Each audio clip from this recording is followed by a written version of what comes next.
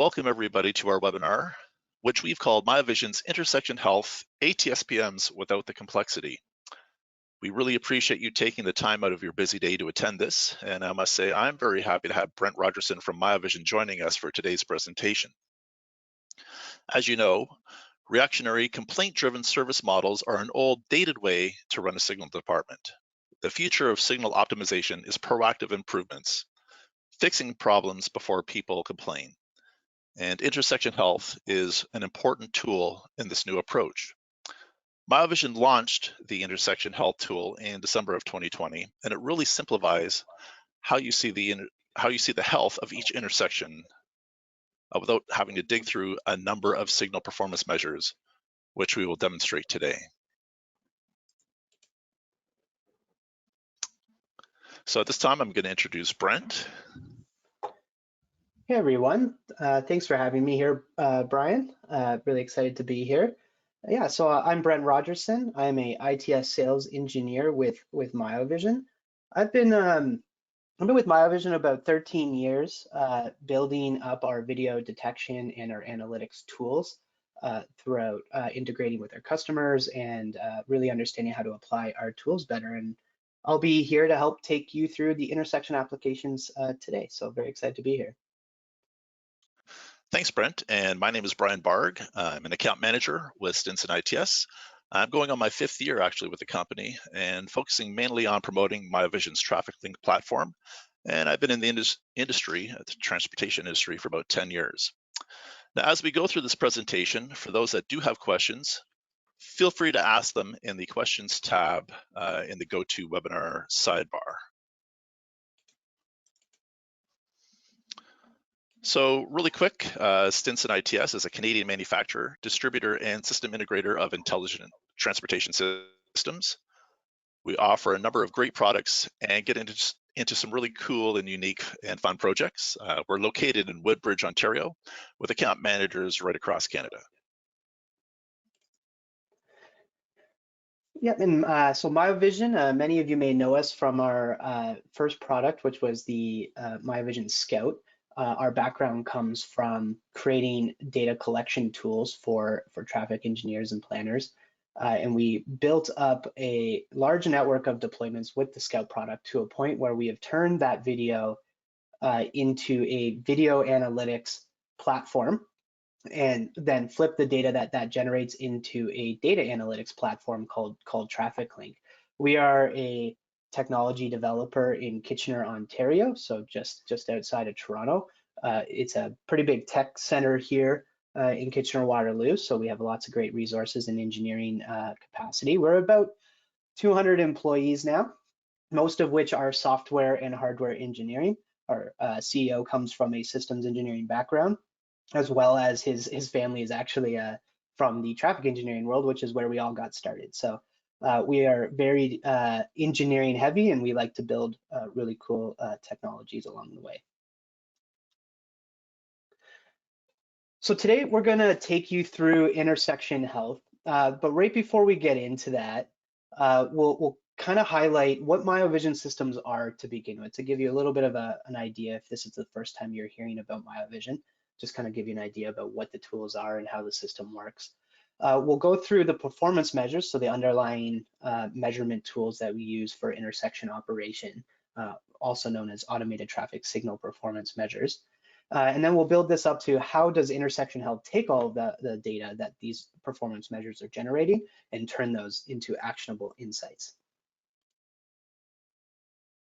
To get started, I did want to talk a little bit about how Miovision approaches the smart intersection concepts and how we think a little bit differently about this. So throughout this, obviously, we're going to be talking about the Miovision tools, but when we think about data, we think about an open architecture. So we think about how do we integrate with the existing technologies, how do we connect in the data that you already have, how do we leverage the entire intersection operation to create that data sources and turn that into actionable insights. So for that reason, we take an ecosystem approach to our technologies. So while you could get a lot of value out of leveraging the Miovision tools, if you do have existing detection or existing data sources, we would easily be able to integrate with them and bring them into the platform to leverage the data that they're providing. For this reason, and we have this ecosystem approach, we actually think a lot about this like a smartphone model, where you can install a Miovision device at an intersection and collect that data, or simply add new applications like you would an iPhone or a smartphone. You can simply take, I have this new data source, I want to add a new application to my intersection without the complexity of having to change devices or change the way your intersection works. You can simply add a new application and turn that into new insights based on what's happening at the intersection. We often refer to this model along the way. So this is how we think about it. So as we go through this, we'll show you where all those data sources come from and why this becomes a very powerful data platform. Yeah, and as Brent was saying, there are some components in the cabinet, and the performance measures only requires the SmartLink device, which is on the left-hand side here, which provides remote access to everything in your cabinet using a secure wireless communication if you don't have existing comms. Now, the other hardware that you see is the SmartSense, which is in the middle, and this is an edge computing device that runs Miovision's computer vision algorithms used for detection and continuous counts. Beside that is the SmartView 360 camera. That's a 4K fisheye camera mounted at the intersection and works in tandem with the SmartSense for detection and counts. The antenna is also another important component, as it not only is used for the LTE modem in the SmartLink, but it also contains a Wi-Fi sniffer that captures anonymized Wi-Fi MAC addresses for travel time. And then to put it all together is the TrafficLink portal, which is a software suite for traffic operations. It's a fully open API, a data API to integrate into all of your systems. So thinking about the TrafficLink platform, as Brian was talking about there, the Miovision applications and modules that we have are pretty wide-ranging. We are going to focus on one of these today, but the whole platform provides you with tools around signal maintenance and operations. So how well is the signal operating in terms of flash or power supply, things like that. Signal operational tools, video detection for actuation purposes or counts, full multimodal counts, performance measures, so that's the automated traffic signal performance measures, as well as intersection health that we're going to talk about today. And then from there, we actually are able to drive at a few different safety analytics to help assess the risk factors of the intersection and where pedestrians or vehicles may be caught in an unsafe scenario. And then lastly there, the continuous count applications that provide the multimodal turning movement counts that we get into. So today we're gonna focus on that performance measure module in the middle and really get into the data sources and how we turn that into data. Yeah, so ATSPMs give you a holistic and high resolution view of the performance of your intersections by leveraging the technologies that you already have in the field. You may ask yourself how this data is collected and brought to life, and that's in three ways. First is the controller, and as you know, there's a controller at every intersection, and that controller manages traffic at the intersection and captures data such as how much red and green time is allocated, different phases or termination reasons, and it's essentially capturing information on actual performance of the controller. And the second is the detector data sources, both stop bar and advanced, and kind of think of it as detectors that actuate the data. You can leverage the data collected by the detector, counting pulses to determining vehicle volume, or another would be pedestrian push buttons. How many times are the peds using the push button? And all of this information is captured to give us a view of what is happening at the intersection. And then thirdly is capturing anonymized Wi-Fi MAC addresses for travel time. From one intersection to another, it's possible to match those MAC addresses and produce a travel time report between intersections. And with that data, you can calculate speed or congestion heat maps of where the bottlenecks are taking place in the corridor. So we will break down some of those concepts into individual charts you can see here. Miovision tools provide them all together, so you can see them on the left there as the series of modules. What performance measures are being used for here is to really create that visibility into the network. And so this is allowing you to take action by giving you the right data sources to to really turn that into outcomes and citizen impact. So the purpose of performance measures is really to get that visibility and make sure you have what you need to do it. So for signal status, there are 3 charts that are based solely for the signal status for the controller. They're phase interval, green allocation, and pedestrian delay. So the phase interval chart displays the cycle-by-cycle red, amber, and green durations over a 24-hour period. The green allocation chart illustrates the distribution of green time that's allocated to all the phases over a 24-hour period.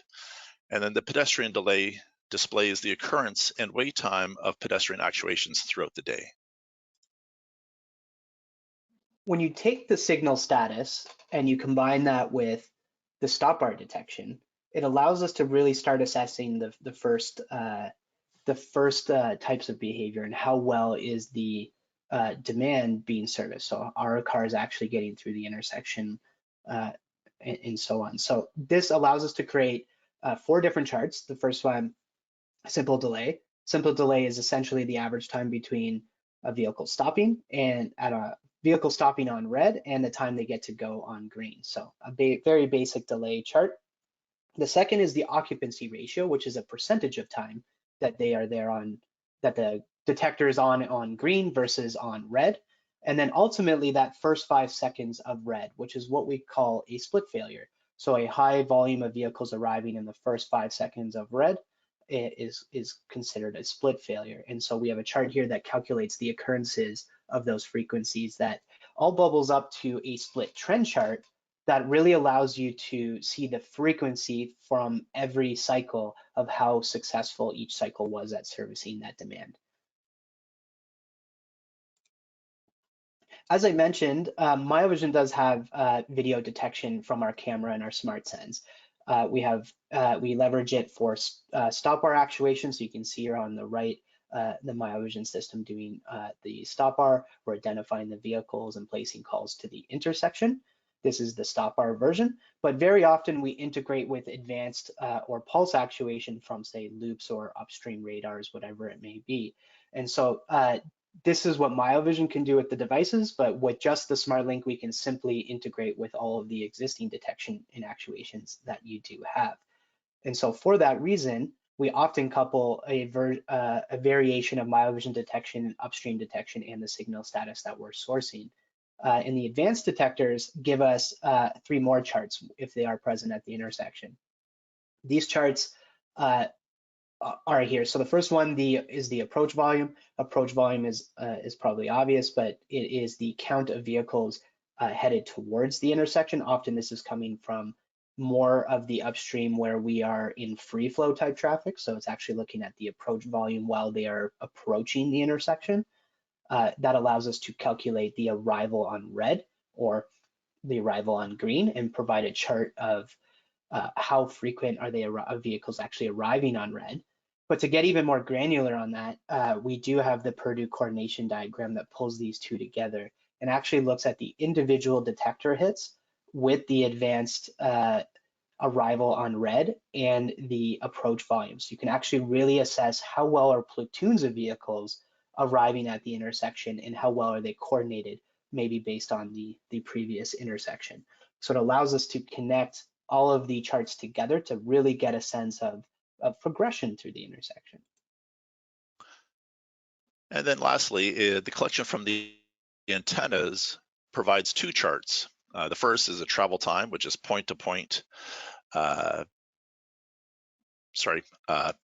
just basically how long it takes for a vehicle to go from one point to another point of 2 intersections. And this can be aggregated over days, weeks, or months. And then the other is the corridor congestion scan, which allows you to visualize travel time and speed performance metrics throughout the length of a corridor, and that can be completely customizable to the user.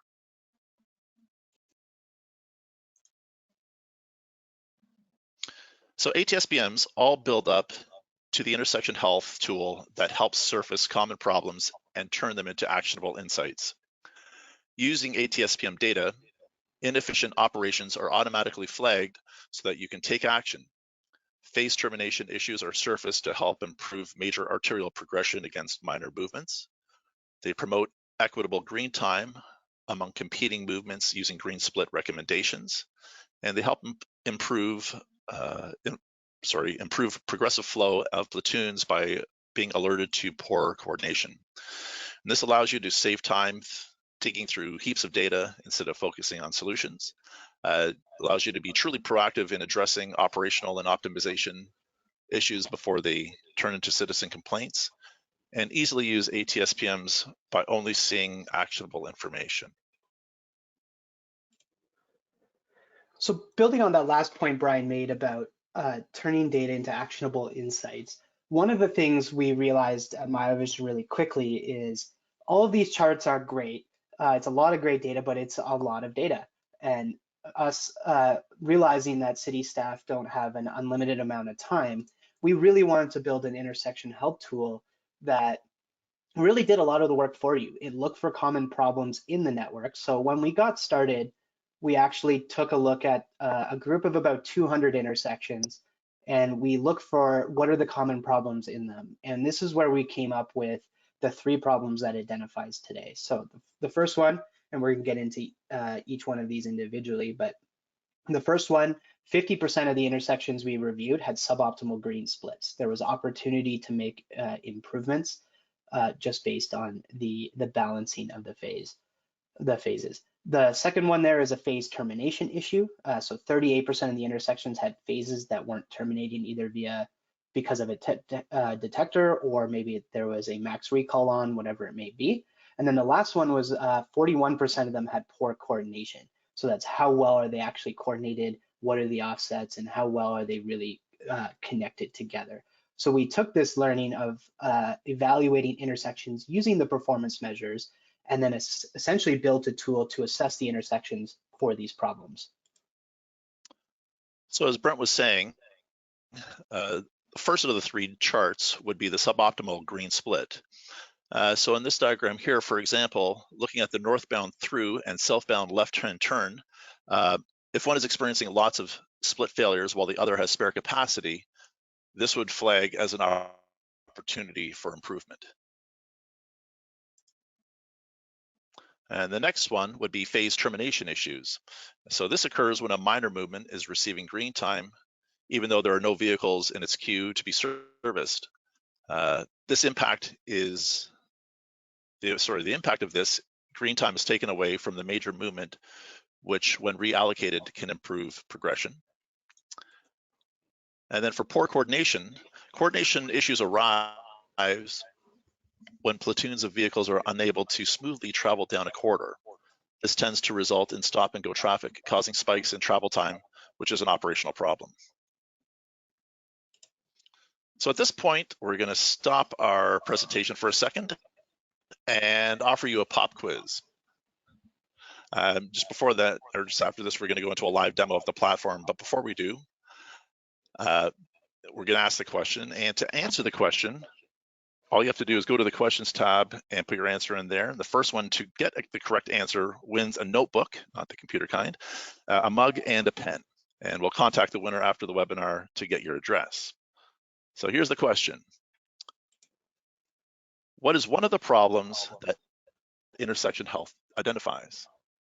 So go ahead and put your answer in the questions tab on the GoToWebinar tab bar there.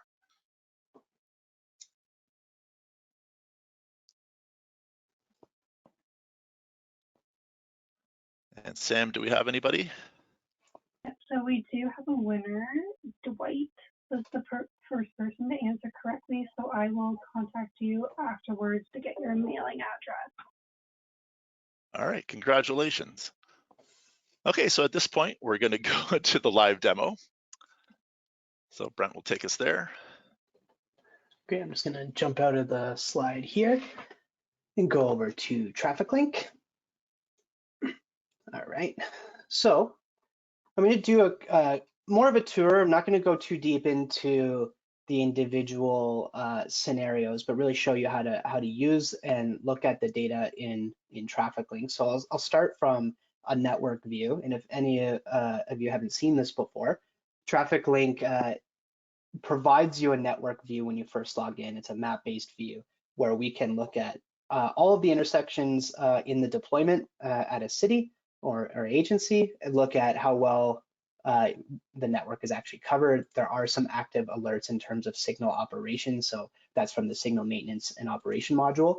But we also do the same thing for intersection health. So along the left here, if I go down to the Insights tab, it brings us to the first view of intersection health. So similar to the alert concept for intersection signal operations. So is the intersection operating in terms of flash or normal colors? We also provide them provide the alert status for any one of these intersection health alerts. So what we do with this tool is we assess the previous month's worth of data. So we are looking for these problems in the time frame of an entire month. So we're in March now. This is actually looking at all of the February data, and it will update once a month based on that data, and it will assess the intersections for very pervasive problems. So it has to be a consistent problem in the network before it gets surfaced. That means it has to be a problem for more than 50% of the time over the last month to become an intersection health alert. The reason for this is really to not be overly sensitive in the alert. So we don't want to spam you with day-to-day fluctuations or really looking for things that maybe were derived from a moment in time, like an event or a school being let out and whatnot. So it's really looking at pervasive problems, and it's assessing that in a monthly scale. For that reason, it's actually not a ticket-based type operation. So you wouldn't necessarily click on a problem and acknowledge a problem and then go resolve it. It really just highlights that it's an opportunity, and then you can go out and assess that problem, maybe, and we're going to go through an example here in a second, but really apply a fix or apply an iteration change to that intersection. And if you were successful, the next month it will be off the list and it will be gone, and you won't have to think about it anymore. That way you're getting right to the heart of the problems, and you're getting right to the opportunities to make improvements. So I'll take you through this a little bit here. And so when we first get to this page at intersection health, we see two opportunities are highlighted. And if I put my mouse over them, you can see them toggle quite a bit. You can go over the map, and same idea, the one on the map toggles the screen. So if we want to start with this first one, it's a phase termination issue being highlighted. I can either click on the intersection on the map or click on it on the left here. It takes me down to that intersection. One of the reasons why we wanted to show you the performance measures that build up to this was because now it starts highlighting what the data is telling us about this intersection.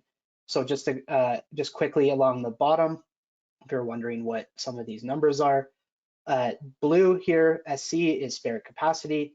OK is OK. It's meeting general operations. Green occupancy is really great, and red is not being used, so it's well timed. Heavy traffic is purple, red is split failure, and then random arrivals. So it really takes that split failure concept of vehicles arriving and having the detector be occupied during the green versus the red, and that first 5 seconds of red, and assessing that holistically around all of the movements at the intersection. So you don't necessarily have to go and create a chart for every movement. The intersection health tool assesses all of them for you and highlights where there's either an imbalance or an opportunity to make a change. So when we look at this intersection here, it's highlighting a phase termination issue. We do generalize the time of day to AM and PM. The AM section is essentially earlier than noon, so it's not your AM peak, it's just in the AM period. So that would be 6 a.m. to 12 or 11:59 a.m. So that time period, and PM would be 12 all the way till 7 p.m. So in that range, so we're looking at before afternoon. And then highlighting, is it weekday or weekend in the problem? So you can really narrow down to maybe a potential thing in a time of day plan, or maybe a time of day plan may be needed. So in this case, it's highlighting both AM and PM of the weekdays, that there is a phase termination issue on our eastbound left. And so when we look at that movement here on the map, it's assessing each one of these. And if we go around each one, we can see it highlight on the left about what is the data telling us about that movement. The one in particular that is been highlighted here is the eastbound left, and that's because there's an 87% of the time there's spare capacity, which means there's an opportunity here maybe to either terminate that phase, as the issue suggests, a phase termination issue, to then reallocate that to something that maybe needs more time. And if we look at some of the opposing movements, so this westbound left, it has pretty high occupancy on the green, and there's some split failures occurring there as well. And then the through movements, they're also being utilized with some split failures as well. So there's definitely an opportunity to maybe move the time from the left maybe back to the throughs and minimize the time that's allocated to that left. So it highlights that opportunity and really lets you understand where you should look next so that you don't have to go hunting for which chart should I go create. So from here, we can go even further and actually go to those individual charts and assess what may be happening. So if you look up here at the top, we have intersection health and ATSPM workspaces. So if I go over to the workspaces, this is where all of our individual charts are. And I actually created a little bit of a dashboard that we can look at here in a second. But so if we look back at this movement, it's our eastbound left at this intersection. We'll go over to our ATSPM workspaces. We can simply just create a new one, create a chart. So if we did want to go in and create a chart, we could. Or if we already have it being viewed and it's already being highlighted, we can see simply what is the data coming from. And it pulls up those charts that we were showing earlier in the presentation about occupancy and in the split trends. So you can see right away when I click on this movement, it's highlighting that we have lots of spare capacity throughout the entire day. So there's likely an opportunity here to trim this down, terminate this phase a little bit earlier, and maybe even look at some of the coordination. Because if you look at some of the definitions here, a split failure is occurring very often. It is a left turn, so to some degree that's expected in a managed coordinated intersection. But generally everyone's arriving randomly or they're arriving on red. So there's lots of opportunities to look at this movement and to understand what could we do about it. So the Miovision intersection health tool takes you all the way to where the problem is. And then from here, this is where a traffic engineer can take that information and look holistically at neighboring intersections, the overall design of the intersection in the sense of priority. Maybe this is happening because of a good reason, like maybe there's bus stops or pedestrians or bike paths that we all need to consider. And so as we are looking at the data as a traffic engineer, you now know where the problem is, but then you can work back through your plans to understand what can I do about it. And so Miovision is working on that next step here where we can start looking at the neighboring intersections and we can start looking and collecting all that information in and continuously build on these tools to help you go further and faster in these assessments. So the first pass of this tool really helps you find those very specific opportunities and drill down into where the opportunity is to make a change. And then from there, knowing that this is a monthly view of data, so if we look back at here, this was looking at February's data, we can now go out, maybe apply a reallocation to the through movement or whatever makes sense. And then simply in the workspace dashboard here is change the dates of the charts. So you don't have to come back and recreate those charts. You can just simply look at the dashboard of that movement and assess, I just want to change the date of it. Did it get better? Did it get worse? So you don't have to wait till the next month to know if you did something to improve the intersection. You can check day over day, or you can check week over week and really assess, did the change I made make an improvement? And if it did, great, and it will clear off your intersection health list, and then you can move on to the next problem and then create a new dashboard around the next problem and keep iterating on the intersections.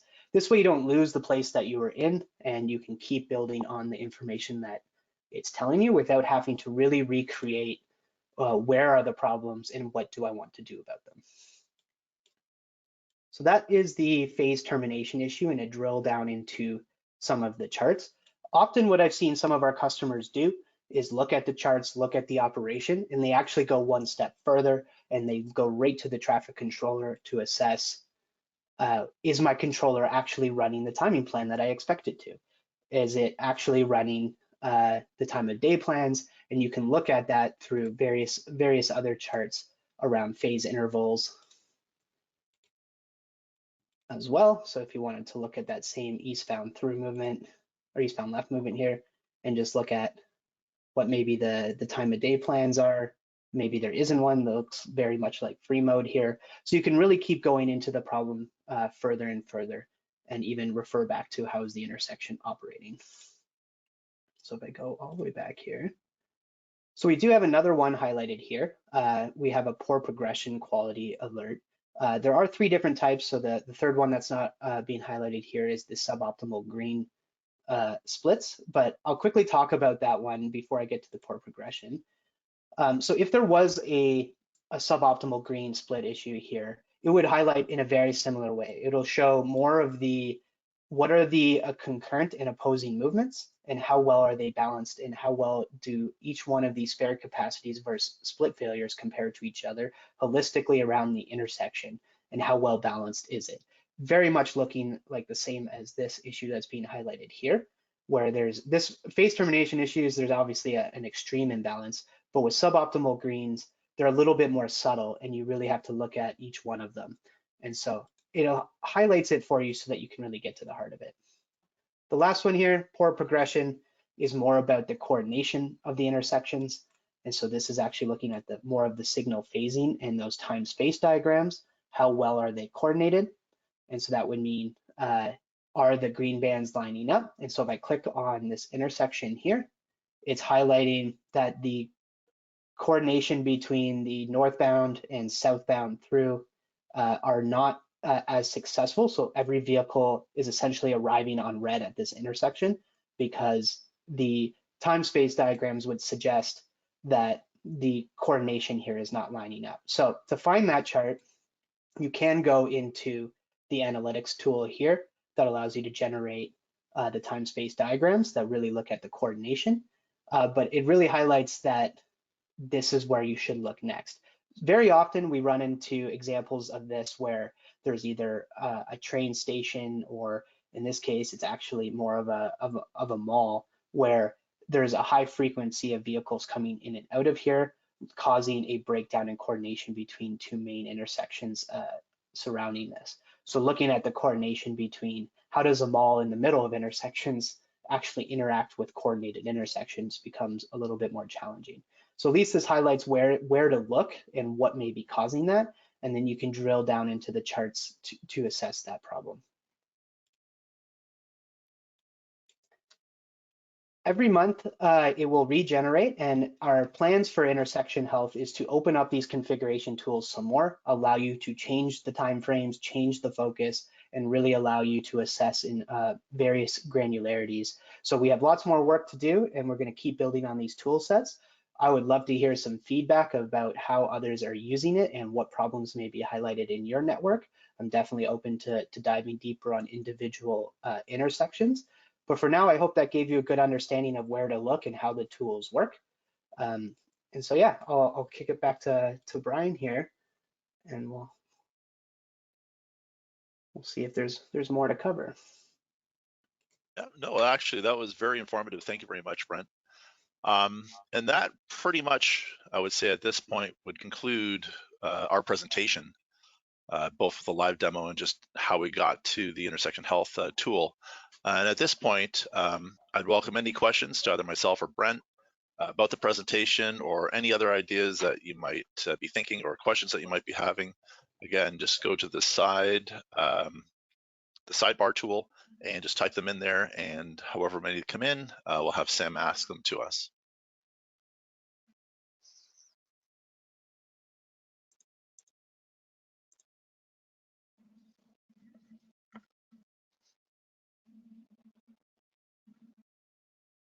There's no questions quite yet, so I'll just wait a few more. Oh, here's one. You mentioned that it's a multimodal system. Does that include detecting cyclists? Yep, so if you have the Miovision Smart Sense and Smart View, so our video analytics tools, our video detection tools, it also comes with the enhanced analytics for multimodal count. So our detection system, if I go back a section here, back up to that slide just to show you what I mean. This one right here. So our system identifies multiple different vehicle types. So a V1 here would be your light vehicles. So it says LV, so light vehicles, heavy vehicles, pedestrian, bikes. We also do motorcycles, buses. So there's about 6 different classifications there. We identify each one of those when you have the Miovision devices. And that allows you to get even more enhanced into those analytics about how well are bikes traveling through here. And that also allows us to do a full turning movement count in real time. So you actually get 24/7, 365 multimodal turning movement counts from those applications.